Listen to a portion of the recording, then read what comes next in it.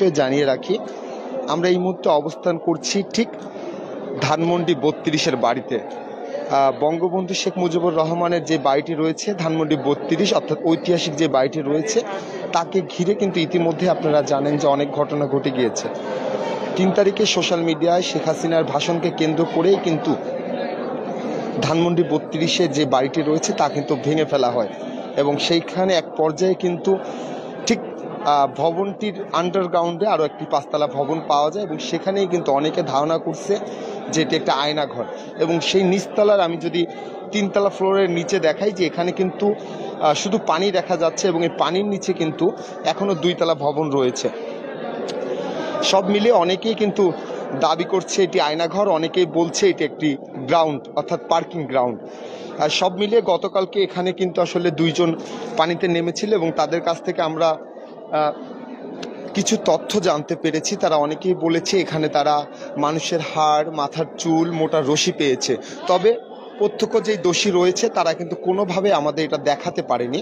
তবে তাদের মুখের কথার উপর ভিত্তি করে আসলে পুরো বিষয়টি আমরা বলতে পারি না। তবে এখানে একটা যেই আন্ডারগ্রাউন্ডে যে ২-৩ তলা ভবন রয়েছে সেখানে প্রচুর পরিমাণে পানি দেখা যাচ্ছে। আমি একটু আপনাদের দেখানোর চেষ্টা করছি যে এই যে পানিটা দেখছেন এটা নিচতলা, এর পরে আরও 2টা গ্রাউন্ড ফ্লোর রয়েছে, সেখানেও আসলে পানিতে রয়েছে। এবং আমি উপরে ভবনটা আমি একটু দেখাই, ঠিক এই যে ৫তলা ভবন, এই ৫তলা ভবন থেকে আমরা ঠিক ৩তলা আসছি, ৩তলার পর নিচে দোতলা এখনো গ্রাউন্ড পানি রয়েছে এবং তার নিচে আরও পানি রয়েছে। গতকালকে যারা এখানে পানিতে নেমেছে তাদের কথা অনুযায়ী আমরা জানতে পারি এখানে মানুষের কঙ্কাল, হাড়, মাথার চুল এবং মোটা রশি পাওয়া গিয়েছে। তবে নিজ চোখে কিন্তু আমরা সেটা দেখতে পারিনি। তবে তাদের কথা ভিত্তি করেই কিন্তু জাস্ট আমরা আপনাদের অবগত করেছি। এখন পর্যন্ত কিন্তু আমরা সেই আয়নাঘরে অবস্থান করছি, কিন্তু এখানকার আসলে কেউ এখন পর্যন্ত পানিতে নামবে কিনা কিংবা সরকারি পক্ষ থেকে কেউ পানিতে কাউকে নামানো হবে কিনা কিংবা এই পানি সরিয়ে আসলে তলদেশে কি আছে সেটা দেখা হবে কিনা এখন পর্যন্ত আমরা জানতে পারিনি। তবে ৩ দিন অতিবাহিত হয়ে গেলেও কিন্তু এখন পর্যন্ত ধানমন্ডি ৩২-এ যেই বাসভবনটি রয়েছে তা কিন্তু এখন পর্যন্ত সম্পূর্ণ ভেঙে ফেলা হয়নি।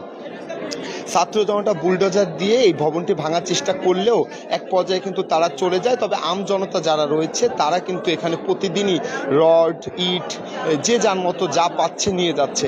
এখন পর্যন্ত কিন্তু ধানমন্ডি ৩২ যেন একটি মেলার মাঠ হিসাবে পরিচিত, অর্থাৎ এখানে এক ধরনের আনন্দ মেলা উল্লাস করছে আম জনতা এবং তারা কিন্তু ইতিমধ্যে এই আয়নাঘর সহ অন্যান্য জিনিস কিন্তু দেখার জন্য কিন্তু এখানে ভিড় জমাচ্ছে। আমরা দেখতে পাচ্ছি যে আমি একটু আপনাদের আশপাশের লোকজনকে দেখানোর চেষ্টা করছি, অনেকেই কিন্তু ইতিমধ্যে কিন্তু এখানে অবস্থান করছে এবং আমার পাশে যারা আছে আমি কয়েকজনের সাথে একটু কথা বলার চেষ্টা করব।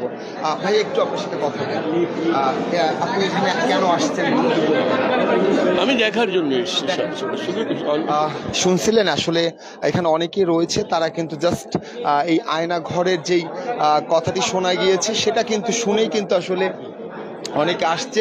আমার পাশে আসলে অনেকে রয়েছে, তারা কেউ বলছে এটা পার্কিং জোন, কেউ বলতেছে আয়নাঘর, কেউ বলতেছে গ্রাউন্ড, অর্থাৎ এক একজনের এক একটা অভিমত। সব মিলিয়ে আসলে এখান থেকে পানি না সরানো পর্যন্ত বোঝা যাবে না যে আসলে তলদেশে আসলে কি রয়েছে অথবা এখানে কেন পানি জমা রয়েছে। পুরো বিষয়টি আসলে আমরা এখন পর্যন্ত জানি না। আমরা এটা না জানি, আমরা একটু একজনের সাথে একটু কথা বলি একটুখানি। ভাইয়া একটু, শেখ মুজিব আর শেখ হাসিনার বাংলার জাতীয় সুড়ঙ্গ। ওকে, দ্যাটস অল।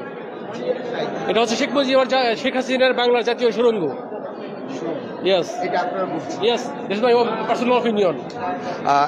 একজনের সাথে আমরা কথা বলছিলাম, তিনি বলছিলেন এটা শেখ মুজিব এবং শেখ হাসিনার এক ধরনের সুড়ঙ্গ। এমনটাই আসলে মানুষের ভিতর যে তীব্র ক্ষোভ, অর্থাৎ আমি আপনাকে যদি একটু বলে রাখি, 5 আগস্টে শেখ হাসিনা চলে যাওয়ার পর থেকেই কিন্তু দেশের বর্তমান যে অবস্থা যদি বলি যে অনেকটাই কিন্তু ভিন্ন রকম, অর্থাৎ আগের সেই বাংলাদেশ আমরা তেমন চোখে পড়ছে না। অর্থাৎ আইন শৃঙ্খলা বাহিনীর যে তৎপরতা আগের থেকে অনেকটা কম, সেই সাথে সরকার না থাকার কারণে অন্তর্বর্তীকালীন সরকার থাকার কারণে কিন্তু আসলে দেশের পরিস্থিতি ততটা ভালো আমাদের মনে পড়ছে না। তবে সব মিলিয়ে আসলে দেশ কোন পথে যাচ্ছে তেমনটাই কিন্তু দেখতে পাচ্ছি। আমি একটু আপনাদের দেখানোর চেষ্টা করছি। দেখতে পাচ্ছেন যে এক ধরনের উৎসব, উৎসুক জনতা রয়েছে এই আয়না ভবনটা দিতে। আমরা একটু একটু আপনাদের সাথে কথা বলি। ভাই, আপনি এখানে কেন আসছেন? এই যে ভাইয়া দেখতেছি আমরা সবাই, এই যে এখানে যা দেখতেছি সাধারণত এই যে অনেকে কিন্তু আয়না ঘর বলছে কিংবা অনেকে পার্কিং গ্রাউন্ড বলছে। এখন আমরা বলতে পারতেছি না ভাই, এরা যদি আপনার সরকার যদি পানিটা ইসে ফালায়, তারা যদি গভীর রহস্য উন্মোচন করে, তাহলে আমরা জানতে পারবো যে কি আছে। তাছাড়া তো আমরা পানি দেখতেছি, যেখানে পানি বলতেছি যে বৃষ্টির পানি তো এখানে অসম্ভব। বৃষ্টির পানি আসবে কোথা থেকে? এখানে তো আর আপনি বৃষ্টি পড়লে এটা সম্ভব পানি, এত পানি জমো, এই আর কি। পানি তো অনেক অনেক পানি, অসম্ভব। শুনছিলেন, আমি একটু কয়েকজনের সাথে কথা বলার চেষ্টা করেছিলাম। তারা বলছিল এটা আসলে মোটেও বৃষ্টির পানি নয়। আসলে তারাও কিন্তু একটা ঘোরের ভিতর রয়েছে। আসলে এখানে কি রয়েছে তারা কেউ বলতে পারে না। তবে তারা ধারণা করছে সরকারি পক্ষ থেকে যদি এই পানিগুলো সরানো হয়, তলদেশে আসলে কি রয়েছে সেটা দেখতে পারলে হয়তো অনেকেরই অনেক প্রশ্নের জবাব পেয়ে যেত। এমনটাই কিন্তু আমরা শুনছিলাম, অর্থাৎ অনেকে আমাদের সাথে কথা বলছিল। আমি একটু আপনাকে দেখানোর চেষ্টা করি। একটু যদি উপরের ভবনটি দেখায়, আপনি দেখতে পাচ্ছেন এটা একটি 5 তলা ভবন। আমি একটু আপনি উপরে ঠিক 7 পর্যন্ত দেখানোর চেষ্টা করলাম, ক্যামেরায় যতটুকু দেখানো সম্ভব। এরপর আমি একটু যদি দেখানোর চেষ্টা করি যে আস্তে আস্তে আপনি যদি একটুখানি বলি, আপনারা দেখতে পাচ্ছেন যে আমি এই যে 4 তলা ভবন, পরে 3 তলা, ঠিক আমি 3 তলা থেকে লাইভে আসলে আপনাদের যুক্ত করেছি এবং আপনাদের দেখানোর চেষ্টা করছিলাম। ঠিক 2 তলায় রয়েছে পানি, তার নিচে 1 তলা এবং নিচে গ্রাউন্ড, অর্থাৎ 3 তলা পর্যন্ত আসলে পানি রয়েছে।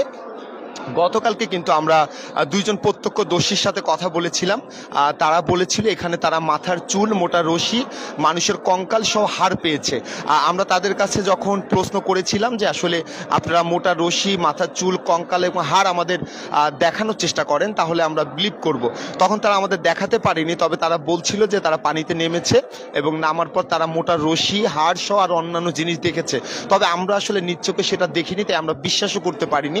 কারণ কোনো কিছু না দেখে কিন্তু আসলে আপনাদের মিথ্যা ইনফরমেশন দেওয়ার কোনো ইচ্ছা নেই আমাদের। তবে এখন পর্যন্ত কিন্তু ঠিক এই আয়নাঘর, অর্থাৎ ধানমন্ডির যে 32 নম্বর যে বাড়িটি রয়েছে শেখ মুজিবুর রহমানের, তার যে 5 তলা যে নিচতলা যে গ্রাউন্ডগুলো রয়েছে, এই পর্যন্ত পানি রয়েছে এবং এটাকে অনেকে আয়নাঘর অথবা অনেকে শেখ হাসিনার একটা গোপন জায়গা হিসাবে আখ্যায়িত করছে। তবে সব মিলে কিন্তু এক ধরনের ধোঁয়াশা রয়েছে এখন পর্যন্ত।